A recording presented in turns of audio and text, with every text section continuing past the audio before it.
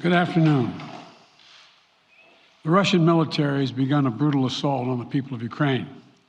Without provocation, without justification, without necessity, this is a premeditated attack. Vladimir Putin has been planning this for months, as we've been saying all along.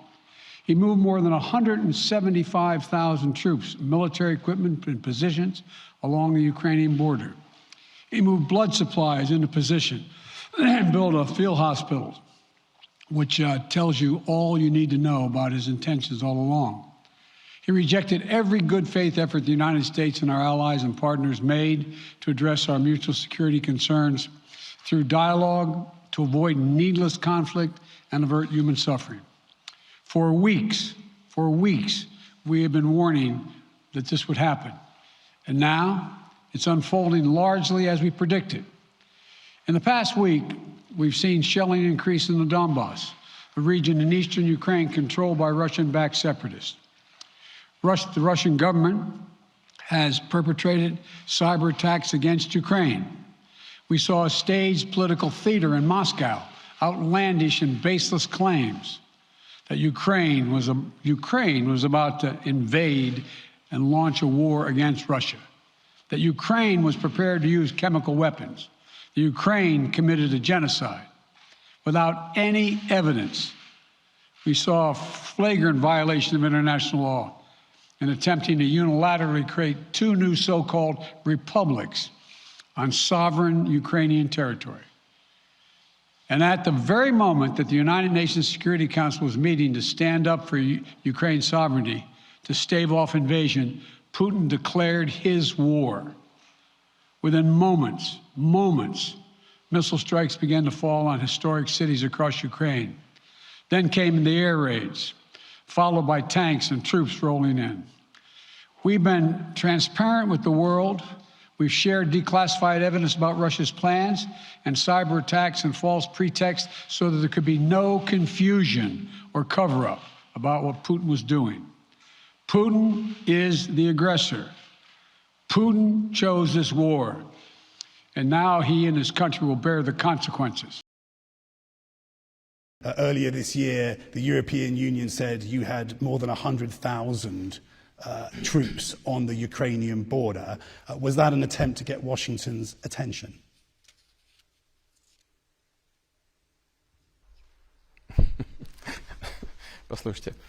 Look,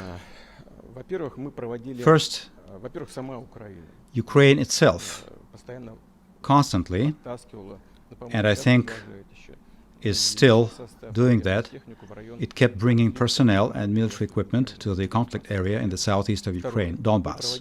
That's one. Two is that we conducted exercises in our territory, and not just in the south of the Russian Federation, but also in the Far East and in the north and in the Arctic. Simultaneously, military exercises were being held in different parts of the Russian Federation. At the very same time, the U.S. was conducting military exercises in Alaska. Do you know anything about it? Probably not. But I'll tell you that I do know. And that is in direct proximity to our borders. But that's in your territory, on your land. We didn't even pay attention to it. What is happening now? Now, at our southern borders, there is a war game, Defender Europe.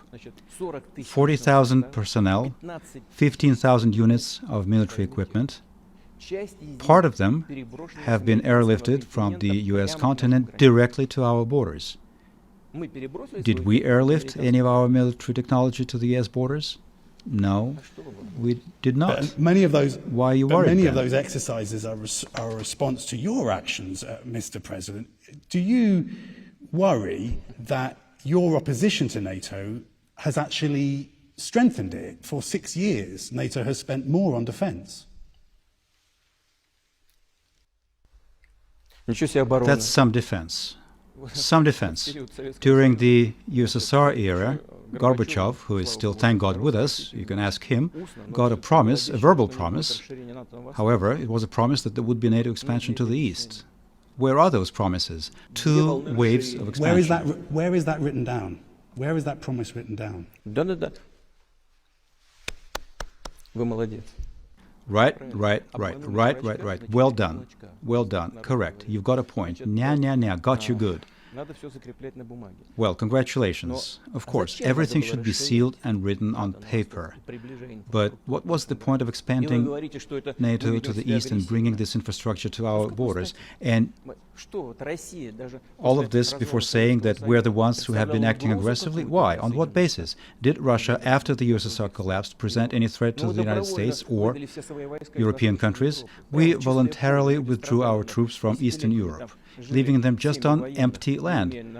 Our people there, military personnel, lived there for decades in what was not normal conditions, including their children. We went to tremendous expenses. And what did we get in response? We got in response infrastructure next to our borders. And now you're saying that we're threatening to somebody. We're conducting war games on a regular basis, including sometimes surprise military exercises. Why should it worry the NATO partners? I just don't understand this. Will you commit now not to send any further Russian troops into Ukrainian sovereign territory?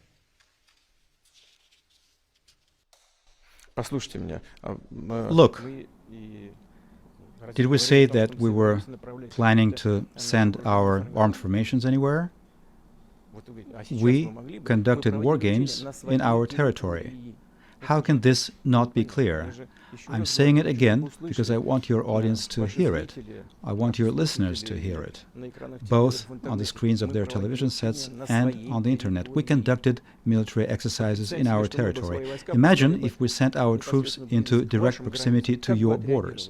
What would have been your response? We didn't do that. We did it in our territory. You conducted war games in Alaska. God bless you.